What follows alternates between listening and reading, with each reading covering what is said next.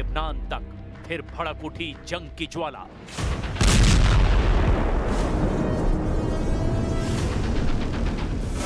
दक्षिण लेबनान पर इजराइल की जबरदस्त एयर स्ट्राइक। सऊदी अरब से अमेरिका की F-35 डील पर भड़के नेतन्याहू। एक बार फिर इजराइल की वॉर मशीन ने जंग के उन शोलों को भड़का दिया है जो बीते कुछ दिन से चिंगारी बनकर सुलग रहे थे।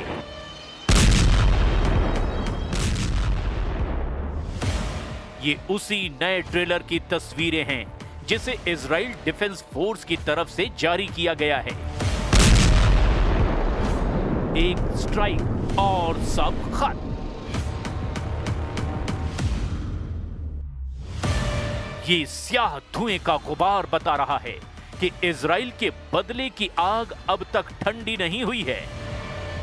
ये धुआं सिर्फ जली हुई इमारतों का नहीं है, ये उस आग का सबूत है जो अब गाजा की सीमाएं पार करके दक्षिण लेबनान तक पहुंच चुकी है।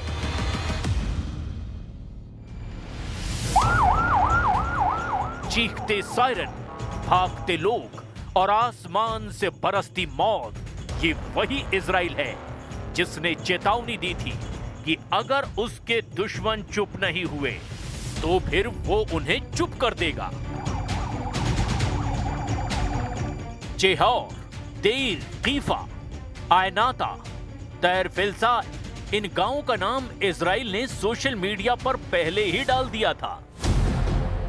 ऐलान साफ था, इन्हें खाली कर दो, अगला नंबर इन्हीं का है। और फिर वही हुआ, एक के बाद एक एयर स्ट्राइक, जैसे किसी स्क्रिप्ट के मुताबिक तैयार की गई लिस्ट पढ़कर हमला किया गया हो। दिन में भी धमाके हुए और रात को भी इजराइल के बारूद ने लेबनान की कई इमारतों को धराशायी कर दिया। दक्षिणी लेबनान के टायर से आई ये तस्वीरें गवाह है कि इजराइल किस तरह की तबाही पर आमादा है। خير ولاد بلدنا بخير وهذه والسلام عليكم. فاضي ما كنت بالبيت؟ لا كانت العائلة بقلبه وبعد التهديد ظهرنا من العائلة. تم الإخلاء. इजराइल कह रहा है कि ये हमला हिजबुल्लाह के मिलिट्री इंफ्रास्ट्रक्चर पर है, लेकिन जो तस्वीरें दुनिया देख रही है वो बताती है कि जंग का दायरा सिर्फ लड़ाकों तक सीमित नहीं रहा। इजराइल का दावा है कि हिजबुल्लाह दोबारा सीमा पर तैयारियां कर रहा था, लेकिन लेबनान का कहना है कि वो पहले ही अमेरिका फ्रांस की बनाई शर्तों का पालन कर रहा है। सच जो भी हो, गोलाबारी बढ़ रही है, धुआं गहरा रहा है और खाड़ी से भूमध्य सागर तक तनाव की एक नई लहर पैदा हो चुकी है।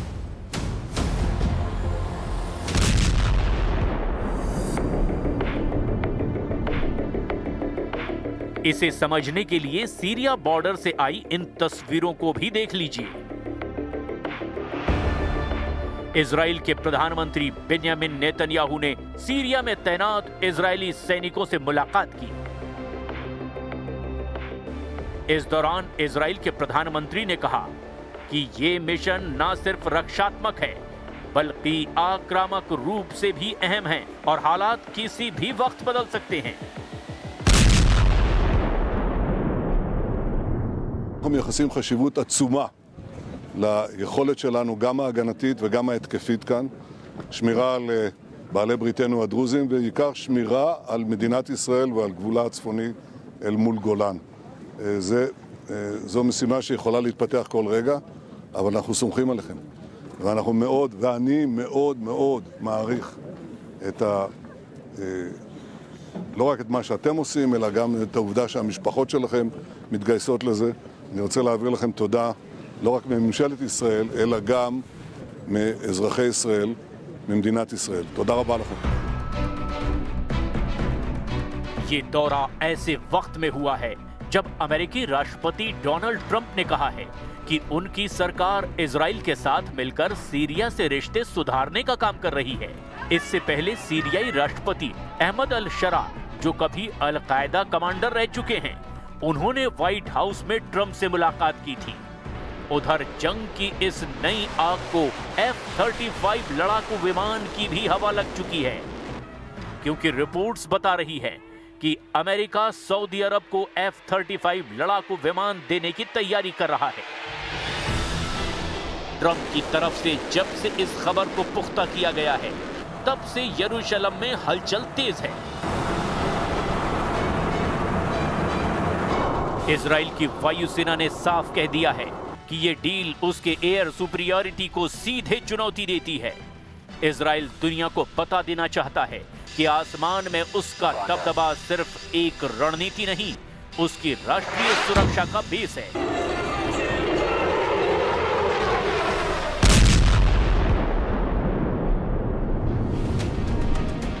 दशकों से वही सबसे एडवांस्ड जेट उड़ा रहा है, वही सबसे तेज हमला करता है और वही तय करता है कि हवा में कौन कितना ताकतवर है।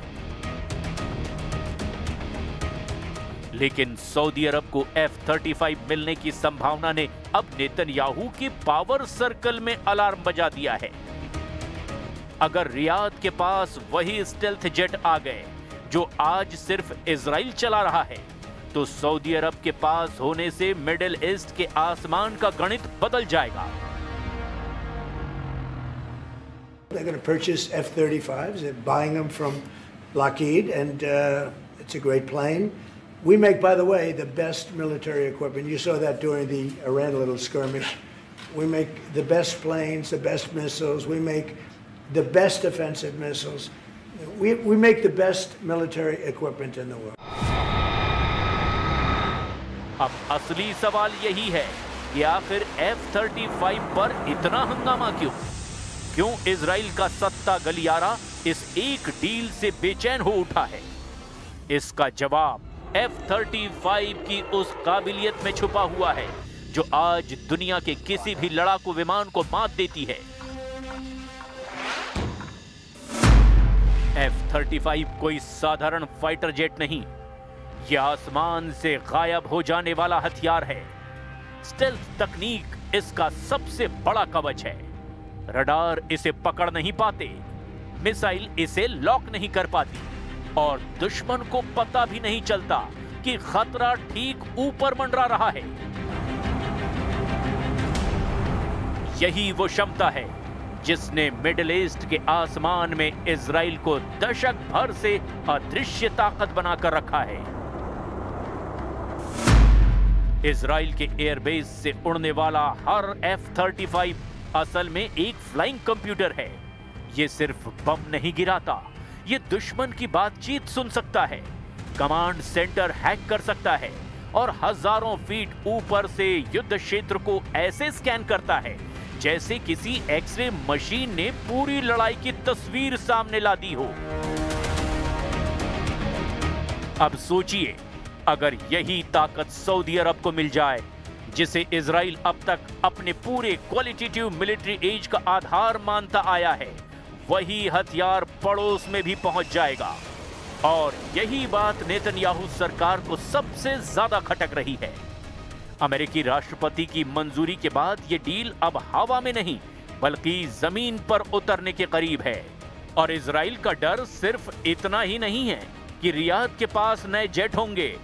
डर इस बात का है कि F-35 की टेक्नोलॉजी का एक भी हिस्सा गलत हाथों में पहुंचा तो मिडिल ईस्ट का सामरिक संतुलन उसी समय उलट-पलट जाएगा।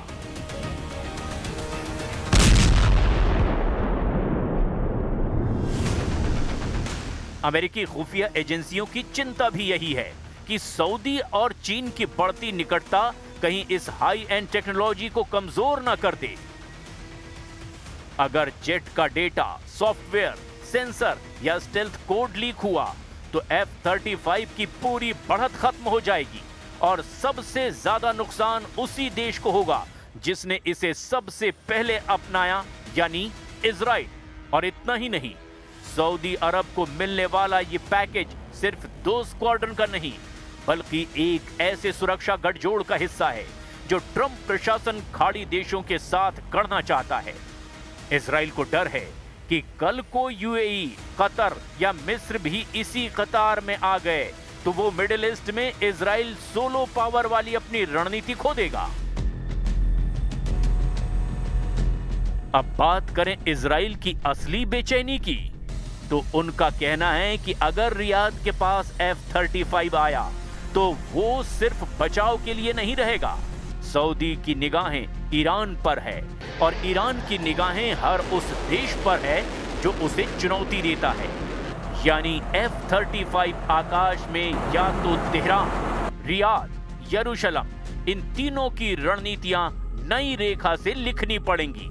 इजराइल की वायुसेना ने अपनी पोजीशन पेपर में साफ लिखा है कि अगर मध्य पूर्व में कोई और देश F-35 उड़ाएगा तो ये हमारे एयर सुपीरियरिटी के केंद्र में चोट होगी। यानी बात सिर्फ एक जेट की नहीं, बात उस बढ़त की है जिसने अब तक इजराइल को हर मोर्चे पर मनचाहा ऑपरेशन करने की हरी झंडी दी है।